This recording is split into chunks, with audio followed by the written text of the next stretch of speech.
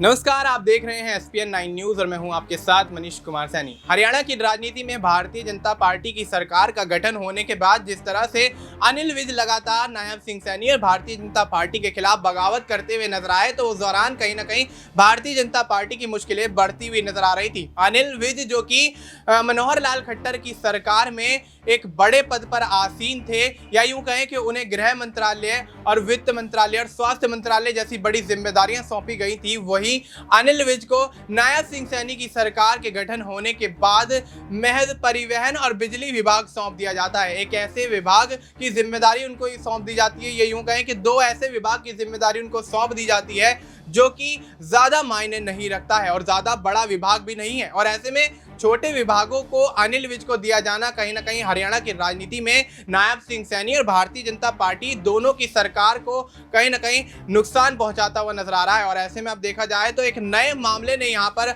हरियाणा की राजनीति में एंट्री ले ली है। जिस तरह से एक कार्यक्रम के दौरान हाल ही में नायब सिंह सैनी की अभद्र टिप्पणी कहीं ना कहीं भारतीय जनता पार्टी के लिए फजीहत का कारण बनती हुई नजर आ रही है। जी हां, नायब सिंह सैनी ने जाति सूचक शब्द का इस्तेमाल करते हुए सुरजेवाला पर जो यहाँ पर हमले किए हैं या उनके खिलाफ जो बोलते हुए नजर आए हैं, उससे कहीं ना कहीं भारतीय जनता पार्टी हरियाणा की राजनीति में अब घिरती हुई नजर आ रही है। और देखा जाए तो जब ये वीडियो वायरल होता है और उसमें जब नायब सिंह सैनी सुरजेवाला पर अभद्र टिप्पणी या जाति विशेष को ध्यान में रखकर उन पर बातें बोलते हुए नजर आते हैं, तो वहां मौजूद भारतीय जनता पार्टी के तमाम कार्यकर्ता ठहाके लगाते हुए नजर आते हैं, ना कि नायब सिंह सैनी को इस तरह की अभद्र भाषा अभद्र टिप्पणी करने से रोकने का प्रयास करते हैं। तो स्थिति साफ है कि भारतीय जनता पार्टी जिस तरह से कॉन्फिडेंट नजर आ रही थी विधानसभा चुनाव के दौरान, कहीं ना कहीं अब सरकार बनने के बाद भारतीय जनता पार्टी की तमाम जो बड़े चेहरे हैं, या यूं कहें कि नायब सिंह सैनी मुख्यमंत्री बनने के बाद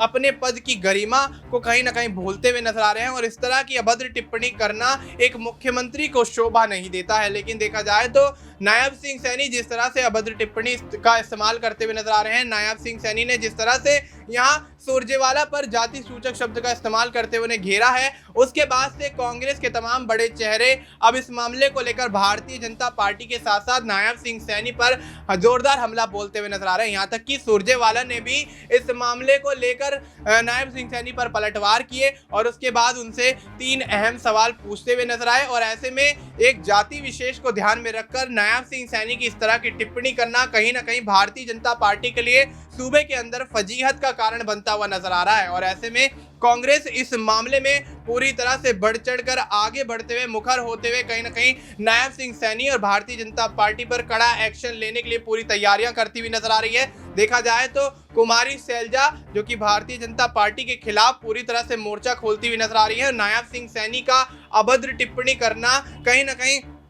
पूरे कांग्रेस खेमे को हिलाकर रख देता है। और उसके बाद से जिस तरह से यहाँ प्रतिक्रिया निकलकर सामने आ रही हैं, सोशल मीडिया पर नायब सिंह सैनी की आलोचनाएं की जा रही हैं। और देखा जाए तो कांग्रेस के तमाम बड़े चेहरे नायब सिंह सैनी से माफी मांगने का यहाँ ऐलान करते हुए नजर आ रहे हैं, बातें कहते हुए नजर आ रहे हैं। तो अब ऐसे में नायब सिंह सैनी को क्या माफी मांगनी चाहिए, एक बड़ा सवाल यहाँ पर होता हुआ नजर आता है। और ऐसे में जिस तरह से एक जाति विशेष को ध्यान में रखकर सुरजेवाला पर जिस तरह से नायब सिंह सैनी ने तंज कसा है या यूं कहें कि टिप्पणी की है, उससे कहीं ना कहीं भारतीय जनता पार्टी एक बार फिर से घिरती हुई नजर आ रही है। पहले अनिल विज के मामले को लेकर भारतीय जनता पार्टी के अंदर आपसी कलह अंतर कलह का माहौल देखा गया, लेकिन अब मामला शांत जहां होता हुआ नजर आया, वहीं नायब सिंह सैनी ने इस तरह की अभद्र टिप्पणी करके भारतीय जनता पार्टी की मुश्किलों को और भी ज्यादा बढ़ा दिया है। और ऐसे में अब कांग्रेस जिस तरह से इस मामले को लेकर मोर्चा खोलती हुई नजर आ रही है, तो आने वाले समय में नायब सिंह सैनी की मुश्किलें बढ़ना लगभग तय माना जा रहा है। हो सकता है कि कांग्रेस अब पूरी तरह से भारतीय जनता पार्टी को प्रेशराइज करे,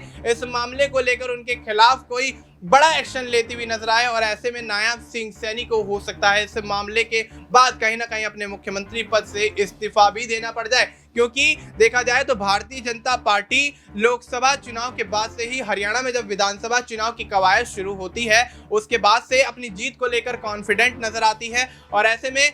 जिस तरह से हरियाणा के अंदर कांग्रेस के तमाम बड़े चेहरों ने, या यूं कहें मल्लिकार्जुन खड़गे, प्रियंका गांधी और दीपेंद्र हुड्डा, राहुल गांधी जैसे बड़े चेहरे जोरदार ऐलान करते हुए नजर आए कांग्रेस की जीत का। और ऐसे में तमाम ताबड़तोड़ रैलियां करते हुए नजर आए, जनसभाएं करते हुए नजर आए और जिस तरह से जनसैलाब उनकी पार्टी की रैलियों में, जनसभाओं में जुड़ता हुआ नजर आ रहा था, उमड़ता हुआ नजर आ रहा था, उससे अंदाजा यही लगाया जा रहा था कि हरियाणा की राजनीति में अब सरकार का बदलाव होगा, सीएम चेहरे का बदलाव होता हुआ नजर आएगा और ऐसे में कांग्रेस की सरकार बनती हुई नजर आएगी। लेकिन देखा जाए तो चुनाव प्रचार के दौरान जिस तरह से कांग्रेस आगे बढ़ती हुई नजर आई, लेकिन जब वोटिंग की गिनती होती है या यूं कहें कि 8 अक्टूबर को जब नतीजे घोषित होते हैं और जब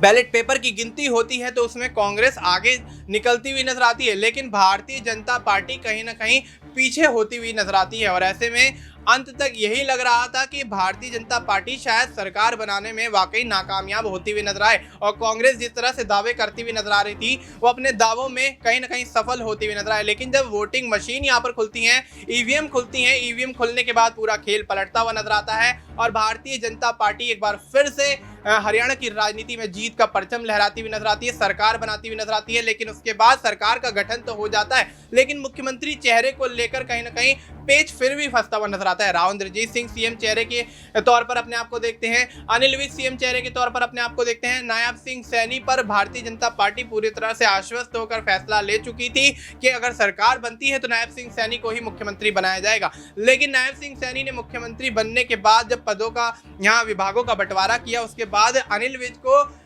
कहीं ना कहीं देखा जाए तो बिजली विभाग और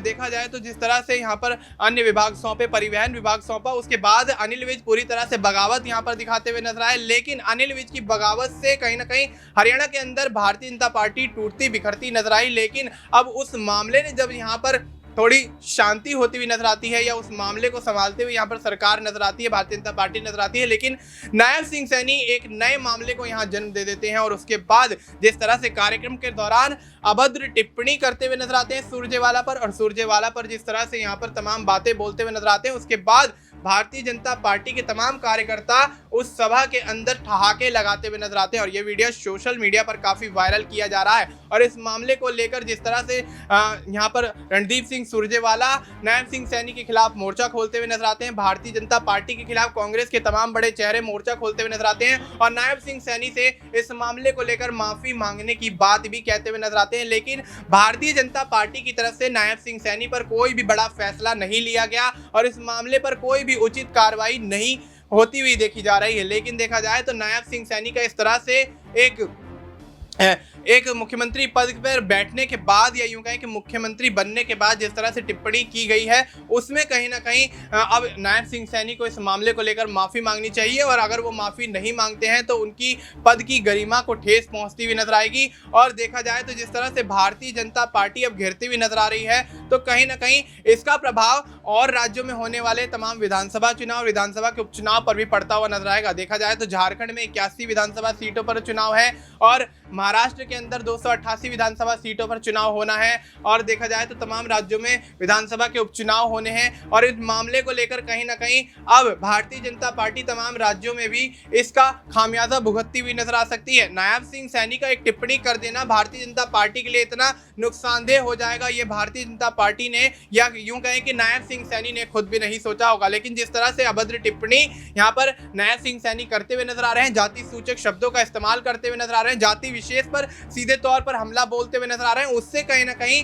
भारतीय जनता पार्टी जो कि ये कहती हुई नजर आई है कि हम जाति की राजनीति नहीं करते, धर्म की राजनीति नहीं करते, वही जाति की राजनीति पर फंसती हुई नजर आ रही है। अगर बात की जाए धर्म की राजनीति की, धर्म की राजनीति में भी कहीं ना कहीं भारतीय जनता पार्टी अयोध्या के अंदर घिरती हुई नजर आई और ऐसे में धर्म के नाम पर या यूं कहीं हिंदुत्व के नाम पर वोट मांगने वाली भारतीय जनता पार्टी फैजाबाद सीट से, अयोध्या की फैजाबाद सीट से हार का सामना करती हुई नजर आई और समाजवादी पार्टी के सांसद अवधेश प्रसाद वहां से अपनी जीत सुनिश्चित करते हुए नजर आए। तो स्थिति साफ है कि भारतीय जनता पार्टी जाति विशेष या धर्म विशेष की राजनीति करने के बाद हमेशा से घिरती हुई नजर आई है। लेकिन फिर भी भारतीय जनता पार्टी के नेता या यूं कहें कि भारतीय जनता पार्टी के मंत्री इस मामले में कहीं ना कहीं तमाम पुरानी बातों को भूलकर एक बार फिर से नए मामलों को यहाँ पर जन्म देते हुए नजर आते हैं और ऐसे में जिस तरह से नायब सिंह सैनी ने यहाँ पर टिप्पणी की है उसके बाद हरियाणा के अंदर कांग्रेस के तमाम बड़े चेहरे यहाँ पर नायब सिंह सैनी के खिलाफ पूरी तरह से मोर्चा खोलते हुए नजर आए। कुमारी शैलजा जो कि भारतीय जनता पार्टी के खिलाफ और नायब सिंह सैनी के खिलाफ तमाम हमले बोलती हुई नजर आई हैं। और देखा जाए तो यहाँ पर सुरजेवाला ने भी नायब सिंह सैनी को एक्सीडेंटल मुख्यमंत्री बोल दिया है। और ऐसे में एक्सीडेंटल मुख्यमंत्री बोले जाने के बाद, यूं कहें एक्सीडेंटल चीफ मिनिस्टर बोले जाने के बाद नायब सिंह सैनी पूरी तरह से बौखलाते हुए नजर आए। और ऐसे में भारतीय जनता पार्टी की तरफ से इस मामले को लेकर पलटवार किया गया और ऐसे में उन्होंने सीधे तौर पर एक्सीडेंटल चीफ मिनिस्टर के नाम पर एक्सीडेंटल प्राइम मिनिस्टर का जिक्र कर दिया। यानी कि यहाँ पर सीधे तौर पर मनमोहन सिंह पर यहाँ पर निशाना साधते हुए भारतीय जनता पार्टी हमला करती हुई नजर आई, क्योंकि मनमोहन सिंह की द एक्सीडेंटल प्राइम मिनिस्टर नाम से एक बुक काफ़ी चर्चित रही, जिसमें मनमोहन सिंह के कार्यकाल की यहाँ पर चर्चा की गई। और ऐसे में अब इस मामले को लेकर पूरी तरह से माहौल जो है वो पूरी तरह से गर्म होता हुआ नजर आ रहा है। हरियाणा की राजनीति में भारतीय जनता पार्टी और कांग्रेस के बीच सियासी घमासान मचा हुआ है और इस सियासी घमासान का क्या कुछ नुकसान यहाँ भारतीय जनता पार्टी को उठाना पड़ सकता है, या फिर कांग्रेस जिस तरह से मुखरता से भारतीय जनता पार्टी के खिलाफ मोर्चा खोलती हुई नजर आ रही है, क्या तमाम राज्यों में होने वाले विधानसभा चुनाव पर इसका खासा असर, खासा प्रभाव पड़ता हुआ नजर आएगा। भारतीय जनता पार्टी के इस मामले को लेकर अन्य राज्यों में घिरती हुई नजर आएगी। क्या नायब सिंह सैनी का एक टिप्पणी कर देना भारतीय जनता पार्टी के लिए आगामी समय में तमाम राज्यों में होने वाले विधानसभा चुनाव को लेकर भारी पड़ता हुआ नजर आएगा? इस मामले को लेकर आपकी क्या कुछ राय है? आप अपनी राय हमें कमेंट करके बता सकते हैं। बाकी देश और दुनिया से जुड़ी तमाम जानकारी के लिए आप देखते रहिए SPN9 न्यूज।